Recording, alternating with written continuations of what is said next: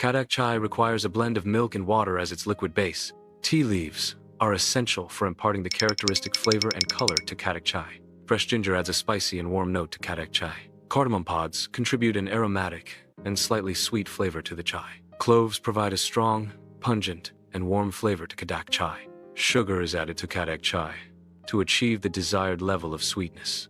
The initial step involves adding water into a saucepan. Crushed ginger is then introduced into the water-filled saucepan. Cardamom and cloves are subsequently added to the mixture in the saucepan. The combined mixture is then brought to a boil. Tea leaves are added to the boiling spice mixture. The tea leaves steep in the hot liquid, releasing their color. The steeping process extracts flavors and aromas from the tea leaves. Visual representation of the tea leaves releasing color into the liquid. The resulting tea infusion is a blend of spices and tea.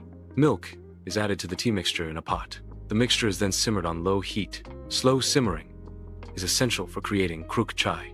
The kruk process enhances the flavor extraction from the tea leaves and spices. Prolonged simmering allows the flavors to meld and deepen. This slow simmering technique results in a richer, more flavorful chai. Chai simmers, initiating a gradual thickening process. Heat accelerates evaporation, concentrating the chai's components.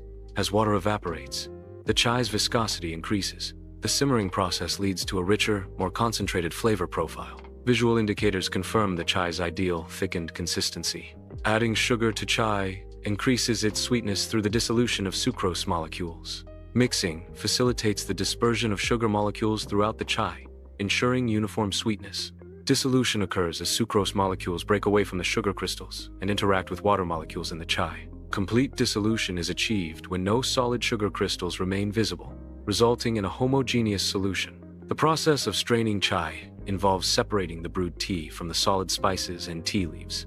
A strainer is used to ensure a smooth and clear beverage, free from unwanted particles.